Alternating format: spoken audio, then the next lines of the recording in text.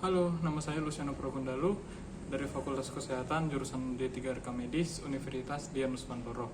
Saya dari kelas D22.15 dengan NIM D22.2020.03.151. Nah, di sini saya akan menjawab soal pertanyaan UAS nomor 1 dari Pak Faik. Nah, di sini soalnya saya disuruh menjelaskan tentang sistem peredaran darah. Nah, di sini sistem peredaran darah dibagi menjadi dua, yaitu yang pertama peredaran darah besar. Nah, tahap-tahapannya yaitu yang pertama, jantung di bagian vertikal kiri yang biasa kita sebut dengan bilik kiri mengeluarkan darah yang mengandung banyak oksigen dan nutrisi untuk diberikan kepada aorta. Nah, aorta akan mengalirkan darah yang mengandung banyak oksigen dan nutrisi ini ke arteri bagian atas dan bawah. Nah, nanti arteri bagian atas dan bawah ini nanti akan berpecah lagi menjadi ke arteri yang menuju ke organ-organ masing-masing, yaitu arteri yang lebih kecil lagi.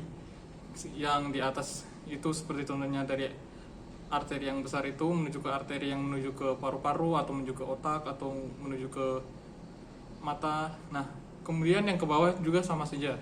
Dari arteri yang besar itu kemudian dipecah lagi ke arteri-arteri kecil. Nah, setelah darah sampai ke arteri, terus dia masuk ke pembuluh yang lebih kecil lagi, yaitu arteriol. Nah, di arteriol ini terus menuju ke pembuluh darah kapiler. Nah, di darah kapiler ini nanti akan terjadi proses pertukaran darah yang mengandung oksigen dengan darah yang mengandung karbon dioksida yang berasal dari organ. Nah, darah yang mengandung karbon dioksida ini kemudian menuju venul. Nah, venul ini kemudian mengalir ke bagian vena. Nah, dari vena ini menuju ke vena yang lebih besar, yaitu diberi nama vena cava. Nah, setelah sampai di vena cava, darah yang mengandung karbon dioksida ini tersebut masuk ke atrium kanan yang sering kita sebut dengan serambi kanan. Nah, setelah masuk di serambi kanan, darah yang mengandung karbon dioksida ini dilanjutkan menuju ke vertikal kanan, yaitu bilik kanan. Nah, demikian dari peredaran darah besar.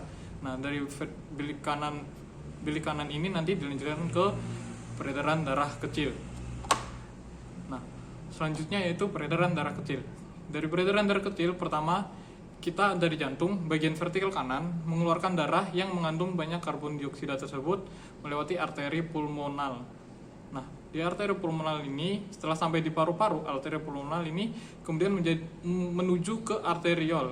Arteriol ini menghubungkan arteri pulmonal dengan pembuluh darah kapiler yang ada di paru-paru. Nah, di pembuluh darah kapiler ini terjadi proses pertukaran lagi, yaitu karbon dioksida yang kita bawa di darah itu keluar melalui pernapasan. Nah, terus oksigen yang dihirup oleh pernafasan di udara yang masuk ke dalam tubuh kita itu akan bertukar tempat dengan karbon dioksida dan masuk ke darah.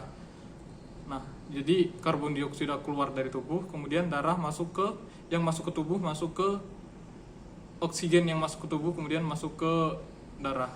Nah, oksigen ini kemudian dibawa ke vena pulmonal. Nah, dari vena pulmonal kemudian dialirkan ke atrium kanan yang biasa kita sebut dengan serambi kanan, yang kemudian setelah sampai di serambi kanan menuju ke vertikal kiri atau bilik kiri.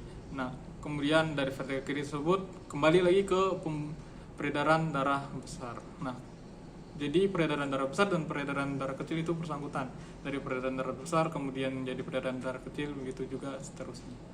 Demikian penjelasan dari saya. Bila ada salah kata, saya mohon maaf.